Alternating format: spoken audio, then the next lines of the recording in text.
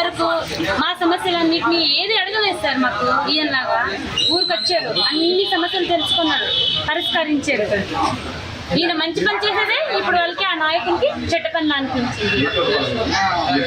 అది ఆయన ఐడియా అయితే మాకు లేదు సార్. కాకపోతే ఆయన మంచి పని చేస్తున్నారు అనేసి ఆయన మీద ఎఫెక్ట్ అయితే ఈయన ఎలా అయినా ప్రజల మందిని దోచుకుంటాడు, గెలుస్తాడు అన్న ఉద్దేశంతో వీళ్ళు అటాక్ చేయించారు. ఎవరు చేయించారో మాకైతే తెలియదు. కాకపోతే మేమైతే పొలిటికల్ వాళ్ళు అనుకుంటున్నాం. మాకైతే ఆ డౌట్ ఉంది సార్. ఇంతకు ముందు కాల్స్ కూడా వచ్చి సార్కి చంపేస్తామనేసి. మాది నీతోటపాలెం సార్. మా ఊర్లోనే 2 వీక్స్ ఉన్నారు. 2 వీక్స్ లో ఆయనకి ఏం చేయలేదు. కాల్స్ వస్తే ఎదురుగా రండి అనేసి అన్నాం మేము. వాళ్ళు భయపడ్డారు రావడానికి. ఇప్పుడేమో వచ్చి దొంగ చటుక అదే దాక్కుని వీళ్ళు కొడుతున్నారు.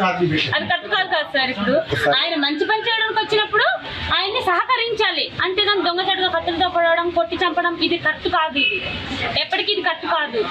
వచ్చి ఏం చేస్తున్నారు ఆయన? ప్రచారం ఏం చేస్తున్నారు? ప్రచారం చేస్తున్నారా? ప్రచారం చేస్తున్నారు సార్. ప్రతి ఊరికి వెళ్ళి భరోసా పార్టీ నుంచి ప్రతి ఊరికి వెళ్ళి ప్రతి సమస్య వాటర్ లేదంటే రోడ్డు ప్రతిది మా సమస్య ప్రతిది అడిగారు సార్. ఏ నాయకుడు ఎమ్మెల్యే కానీ మంత్రి కానీ ఇది వరకు వచ్చి మాకు ఎవరు అడిగిందే లేరు. ఇది వరకు వచ్చి మీ సమస్య ఏంటమ్మా, పలానా ఏముంది, మీకు వాటర్ ప్రాబ్లమా లేకపోతే రోడ్డు సమస్య అని ప్రతి వాళ్ళు అలా ఎవ్వరు మాకు అడగలేదు సార్. అభినయ్ అన్న వచ్చాడు, మా సమస్య తెలుసుకున్నాడు, కాల్ చేశారు పెద్దవాళ్ళకి. వాళ్ళు ఒక 10 డేస్ నుంచి వాళ్ళు 10 డేస్ అయిపోయిన తర్వాత మేము మీకు వెంటనే చెప్తామని అన్నారు సార్. ఇది వరకు ఆయన మా ఊర్లోనే ఉన్నారు. ఆయనకి ఏ లోటు రాకుండా మేము చూసుకుంటున్నాం. బట్ ఏంటంటే వీళ్ళేంటంటే ప్లేన్ వేసుకొని కొట్టారన్న ఇది మాలో కొంతమంది. మరి వాళ్ళు ప్లేన్ వేసి కొట్టించారో లేకపోతే ఈయన గెలుస్తారు, ఈయన వస్తే తర్వాత మేము దిగజారిపోతాం ఆ ఉద్దేశంతో ఈయన చంపి అలా ప్లేన్ వేసారో లేకపోతే చంపేయాలనుకోలేదు మాకైతే తెలియదు. కాకపోతే వీళ్ళైతే అసలు బదలకూడదు. ఇలా చేయించిన వాళ్ళైతే అసలు బదలకూడదు. అస్సలు మాకు సపోర్ట్ కావాలండి. ఎందుకంటే వీళ్ళు మేము అసలు బదలాలనుకోవట్లేదు. తనకి ఏమైనా అవుతే మేము అసలు ఊరుకోం. అది ఎక్కడి వరకు వెళ్తుందో అక్కడి వరకు వెళ్తుంది. మేము దీనికోసం మేమైతే ధర్నా కూడా చేయాల్సి వస్తుంది, చేస్తాం కూడా. వాళ్ళకైతే మేము బదిలే ఇది అసలు లేదు. అసలు మేము బదలాలని అసలు అనుకోవట్లేదు. మేమైతే ఒక మంచి పని చేయడానికి వచ్చిన అబ్బాయికి అలా చేయడం అది ఎంతవరకు కరెక్ట్? మీరే చెప్పండి సార్, అది ఎంతవరకు కరెక్ట్? నీతోటపాలెంలో 2 వీక్స్ నుంచి ఉన్నారు సార్. ఆయనకి ఏ ప్రాబ్లం లేదు.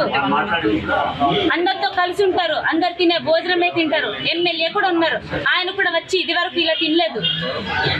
అంతెందుకు ప్రతి ఒక్కరు ఊరికి వస్తారు, ఈ ఓటేయండి ఆ ఓటేయండి అంటారు. మేము ఓట్లు వేసిన తర్వాత మమ్మల్ని పట్టించేసుకోరు. ఇలా అడిగిన వాళ్ళు ఎవ్వరు లేరు మాకు. అన్నొచ్చాడు, మా సమస్య తెలుసుకున్నాడు, పరిష్కరించాలనుకున్నాడు. ఈయన మంచి పని చూసి ఈయన మీద జల్సి ఈయన గెలిచేస్తాడు. ఎక్కడ గెలిస్తే ఎక్కడ ఇది చేస్తాడా అన్న ఉద్దేశంతో ఈయన ప్లాన్ వేసి కొట్టించారు. వాళ్ళని అస్సలు వదలకూడదు. వాళ్ళు ఎక్కడున్నా వెతికి పట్టుకోవాలి. ఎలా అంటే వాళ్ళు ఏ ప్లేస్కి వెళ్ళినా నా దగ్గర ప్రూఫ్ కూడా ఉంది, నేను చూపిస్తాను. నా కొట్టిన వాళ్ళకి వీడియో మా ఫోన్లో ఉంది, చూసారా?